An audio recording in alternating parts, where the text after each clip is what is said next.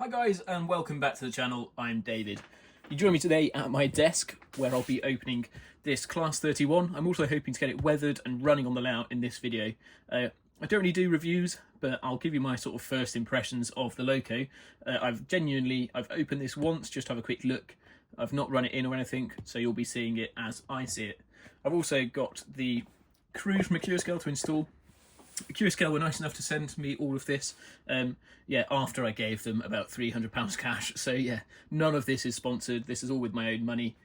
This Loco really wasn't on the cards for the layout, to be honest, until I saw a few adverts for it. So I've seen obviously the progress through the pre-production models, through magazines, through RM Web, through various musings on YouTube and things like that. And I'd sort of just kept it in the back of my mind, as I didn't really think a 31 was that much of a Western region Loco. However, doing some more research, they did transfer to the Western region later in their lives, and they look really bloody good. Also, this model in particular has some interesting features. It's got all the same lighting features as the 37, so the light up cab desk, the cab lights, the forward and reverse lighting, all that sort of stuff, programmable. But it's also got a rotating fan, which is a first for me personally, so that might be quite interesting to see.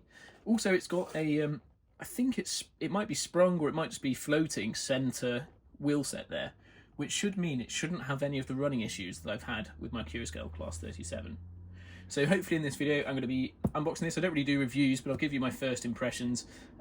Might be able to give the Loco a weather, get it running properly on the layout, and hopefully this should be a fun little video.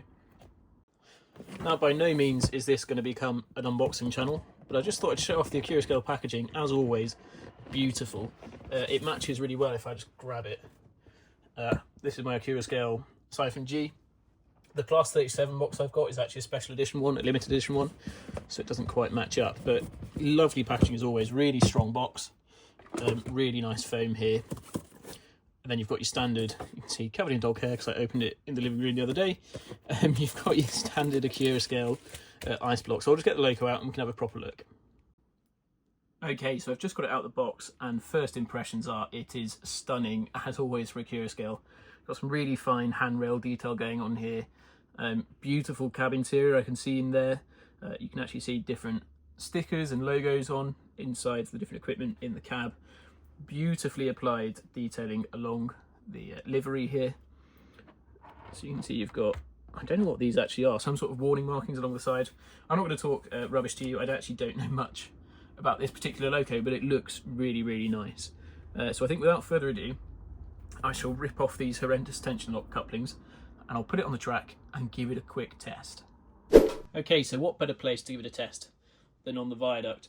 I noticed there's no instructions really that come with the Loco. You've got the standard Accurascale cards that say, read this card before operating, and all that's really about is getting the right dip switches in place for the DCC Sound and lights and things, but I'm hoping that's all been done from factory for me.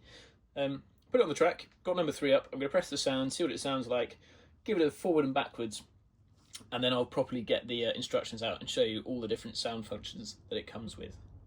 So here we go, here goes nothing.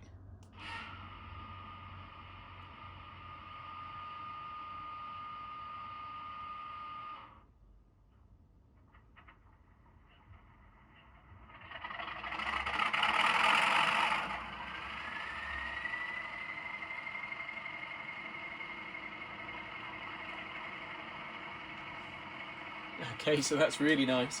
It's just started up and I'll get you a shot of that, but the fan is moving in time with the engine sound. So it's going up and down in speed. That's really, really nice. Right, let's give it a test forward and backwards.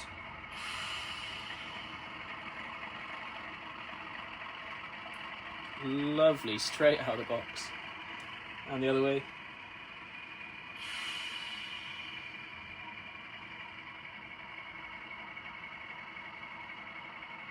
Equally as good.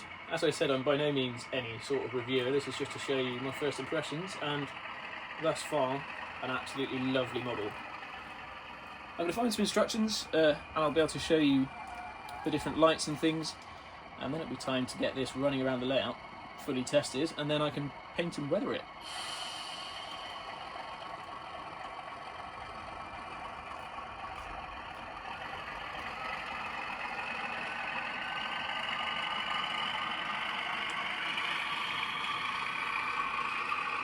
I take back my previous comments about there not being documentation. I had a quick look on RM Web actually, so I looked on the Accurascale website and couldn't find a guide. It turns out a few people have had this issue. It was packed underneath all the foam in the box. So we've got the Class 30/31 guide. Now if you've not gotten an Accurascale locomotive before, these are a really nice guide with historical photos and information about the different locos and how they ran and where they ran and stuff like that. Then got the Accurascale guide to the loco itself.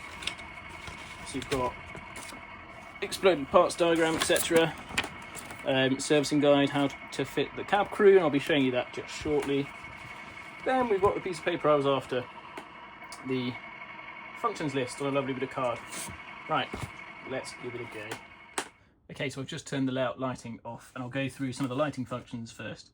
So we've got the marker lights on and off, on 0. And there we have it. Then we've got a tail light.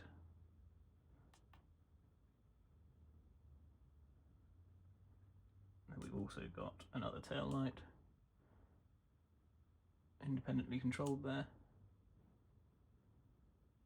And then I've also got cab lights.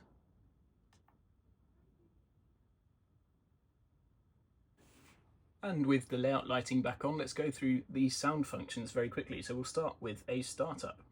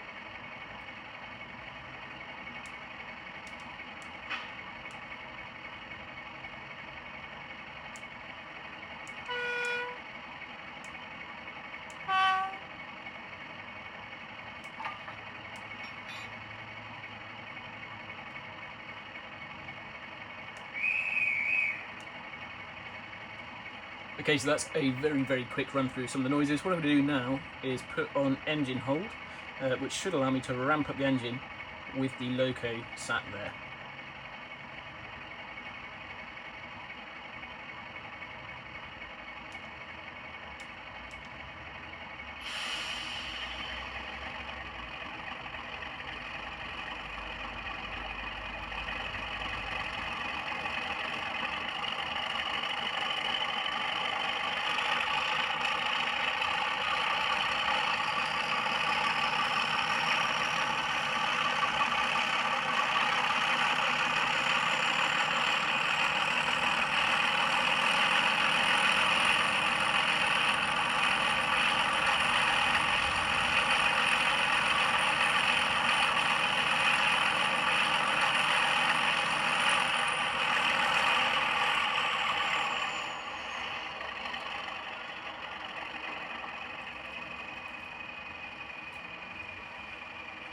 Okay, so that's now all of the sound functions tested, the lights tested, that's all working.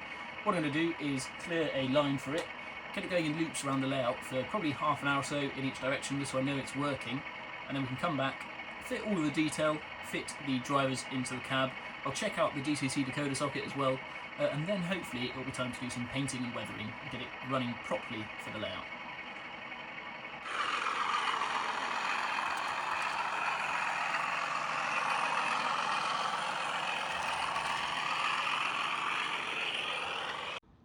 Okay, so you join me once again at my desk, and what I'm going to do now is take a look inside the loco quickly, and I'm also going to fit the crew to one of the cabs, and then I'll fit the detail to one of the ends of the loco as well. So in accordance with the instructions here, removing the locomotive body shell, undo the clips. So what I'm going to be using today, I've got this beautiful little tray here from Bunter's Yard. And there is a link in the description. Now I bought this with my own money, but he was kind enough to laser engrave my logo into it for me. So it's a nice little foam parts tray, and in here I've got some guitar picks from Roads and Rails, and that's what I use to remove bodies. I've got the detailed parts that Accurascale provide with the logo. I'll glue those in. And also I've got this small telephone box here from Bunter's Yard, and I'll be installing that at some point on the layout, so I'll put that to one side for now because I don't need it. And all I really need for this job should hopefully be guitar picks.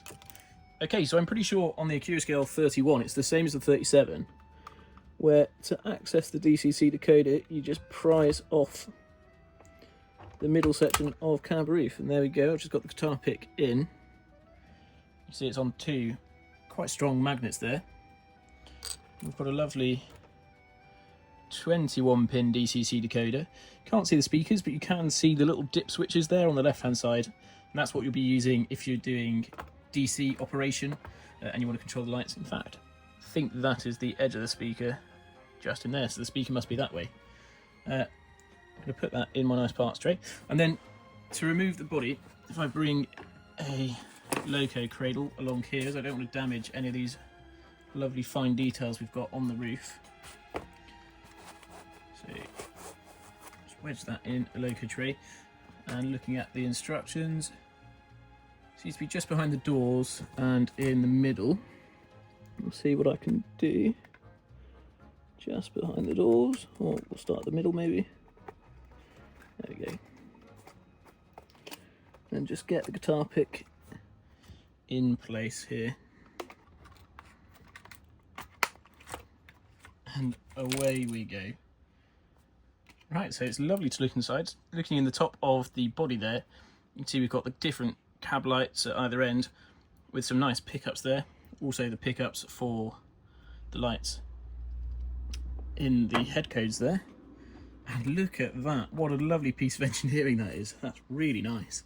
So you can see a Locksound version 5 DCC Sound chip there. Got two speakers sealed in the enclosure.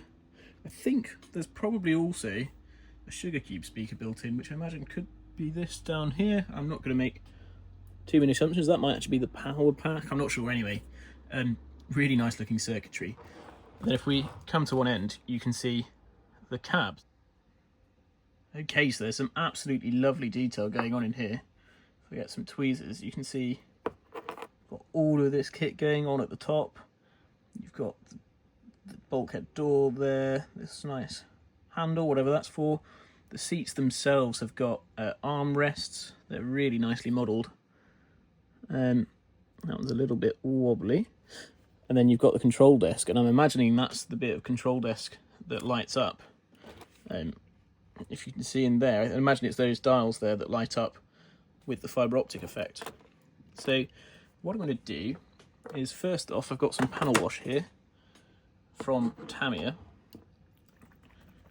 Now, I saw this in a photo online in a different loco and it looks really, really good. If it's terrible, I can just wipe it off. But by just running some panel wash over the panel lines in here, it just grubbies up the inside of the cab and adds some relief.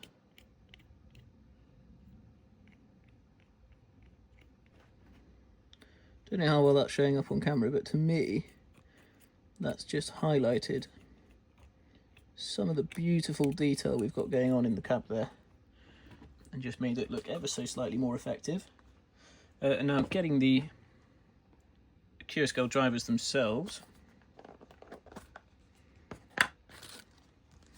you can see they come in this box, lovely little foam box, foam and card box, and they're 3D printed. Now they should only fit one way round. I'll give them a quick dry fit. So it looks like we've got the guy with folded arms, goes ooh, lovely in that chair, and the guy with his hands on the controls should fit beautifully in there. Now all I'm going to do is take those out, and probably use a tiny dab of super glue. Beautiful. So I'll leave that to dry for a bit, then the body can go back on. Okay, so now the body's back on, I'm just going to slot in the roof section here.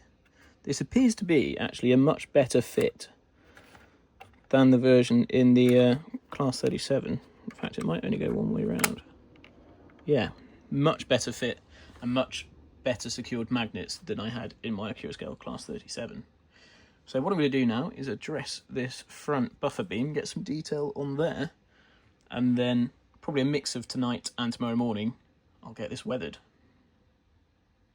I'm sure someone will know far better than I do, but I've fitted the majority of the detail parts here. So we've got the 3-link coupling, various cables and hoses along the front. This is based on the instruction manual and also a photo from the product page, which had basically the colours in, so it's actually much more useful to be able to see what goes where.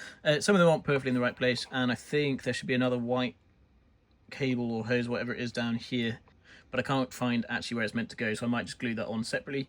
But yeah, this puts me in a really good place for tomorrow morning to start some weathering. Okay, so I just want to preface this section by saying this was a rush job, and I will be coming back and doing this properly again in the future. For some reason I decided to come along and start this weathering process about an hour before I had to catch the train to leave my parents' house, much to my girlfriend's objection. As she was correct, I did not have enough time. So the process I was using, I will show you. So I started off with some black panel wash across the roof, just letting it drip down the sides slightly and then wiping it all off to just leave it in the panel lines. I then decided to tape off the roof, which is where I think I started to go wrong. I decided to tape off the roof so I could get the roof quite black and dark without getting too much on the body sides. I think in future what I'll do is not tape off the roof. Instead, I'll just wipe the body sides clean after I've sprayed the roof. This is where it went really wrong. I used some Army Painter matte varnish, although I don't think I shook it up properly because it came out quite gloss.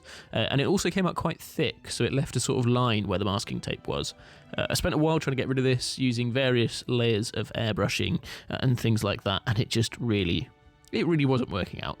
So what I'm going to do is next time I'm home, or next time I have access to my Class 31, I'm going to strip the roof off and start again. On the panel sides, I was literally just using some black to highlight the rivets, and I'm basing this off some photos, and I'll show you these in a future video, as I reckon there should probably be a future weathering video where I show you how to do this properly. And then yeah, in the footage you saw at the start of the video, you can see I just sprayed some brown at the sides just to get a vague weathered look, but no, I'm going to be taking this off and starting again. Well, thank you very much for watching. It's an odd type of video for me. I don't normally do any sort of reviews or unboxings, but I thought I'd just give my first impressions for this beautiful new Accurascale locomotive. Yeah, it's a really good loco and it ran really well straight out of the box. No real issues with it at all. And I will be coming back and weathering it properly in the future, and there'll be a video on that. As for other videos on the channel, I've been sitting on a video for the Fairham Rail-X, which was several weekends ago now, but it's been a nightmare to edit because there's a lot of editing to do and I've been incredibly busy at work, but now I'm starting to free up a little bit for the next couple of weeks, so hopefully I'll get that edited and out. I've also got some footage from even longer ago, back in August, for the start of the branch line. I've been sort of teasing it here and there, but I think it's time I just told you. I've made some Grange and Hodder baseboards, and they sit just above the storage yard, and this is going to be where the branch line station sits. So that's coming up again once I get that edited. The final thing I've got to say is for anyone that uses Instagram or has railway accounts on Instagram, I have now got one. So yeah, it's at Horsey Railway Modeller on Instagram, and I post semi-regular photos. Just really getting the backlog of photos up there now for the moment, but in future I'm hoping to be able to add some sort of more up-to-date stories and photos as I'm doing work, similar to what I do on my RM web. And it also gives a place to share Instagram reels and also some much nicer sort of still photos that I don't normally put into my videos. So yeah, feel free to go follow that over on Instagram at Horsey Railway Modeller. Thank you very much for watching, and thank you for subscribing as well. Yeah, really chuffed with how the channel's doing at the moment, so thank you all so much. And I shall see you in the next video, which will hopefully be the Fairham Model Railway exhibition, once I can get that edited. Bye for now.